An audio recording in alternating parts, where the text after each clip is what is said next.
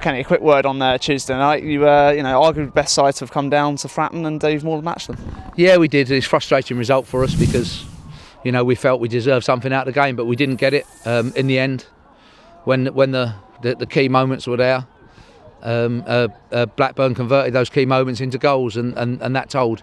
And we can look at both the goals, perhaps mistakes, or we've got the first touch in the 18-yard box, and generally for all of the pressure that we put on them, we put on a hell of a lot of pressure. We worked ever so hard. It's a frustrating result anyway because it was a big game for us, but there's a lot of positives that we can take out of it. I do feel that as we move forward and look on to a Southend game and then Fleetwood games away, which will be slightly different obviously, but we'll be taking a good following. The following that we'll take will make a lot of noise. We're very appreciative of that and determined to put on a good performance for those. Last time away from home anyway, in a real end-to-end game at MK Dons, we've come out the winners, and that's what we need to be doing Saturday and then quickly on Tuesday. Ball into the box. Then Clark! Equaliser! Poppy back on level terms! Ball's once again in the Milton Keynes Dons penalty area. Here's Oliver Hawkins forward. Will it break to Connor Chaplin? Can he win it? It's a goal!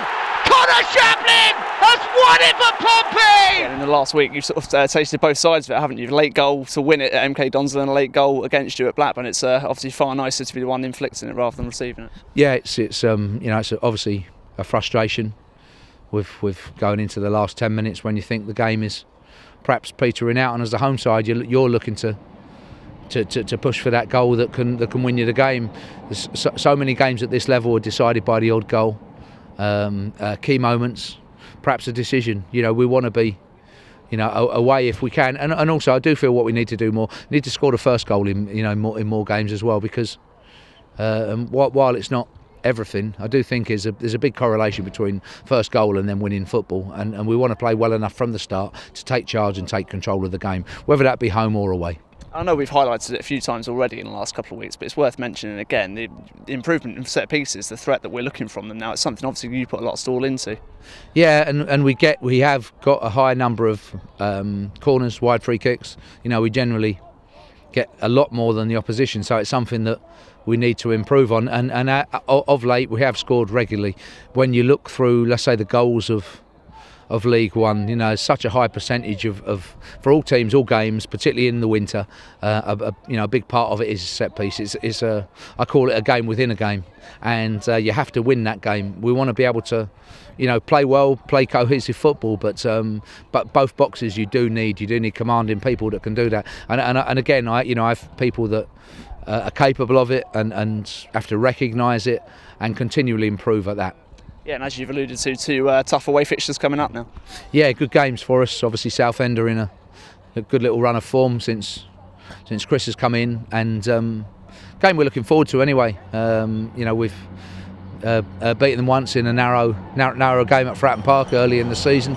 Very narrow game. I'm sure Saturday will be tight, competitive, but definitely one we're looking forward to as we go into the run-in and chase those playoffs.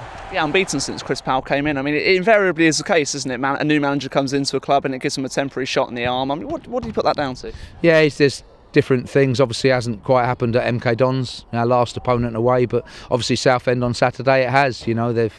They've maybe been close before and just tweaked one or two things, and that provides the difference between losing by the odd goal, the confidence that brings, and then as you see in their last game against Bury, getting a good draw, a very good draw. So those small details can make the difference, and also a big part of football is confidence. You can see quite often within the game the confidence flow through a team or sometimes drain away.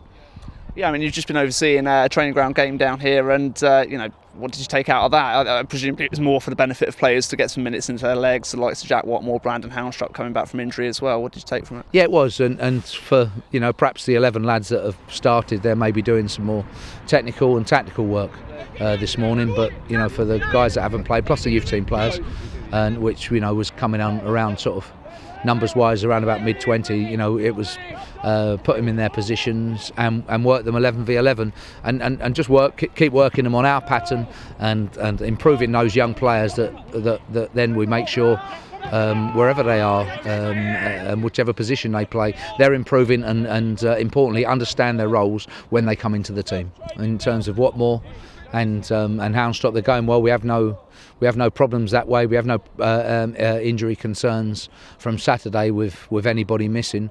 We will certainly be on Saturday selecting from the same squad that was at Fratton Park on Tuesday night. And a quick word on Matt Clark as well, who this week put pen to paper on a new deal. We must have been delighted to see that one. Yeah, I am, and pleased. You know, 21 years old, he's one of a number of good young players that we have, and we're pleased he's committed his future to us, a future that we want in the next few seasons now to be aspiring towards being a championship club.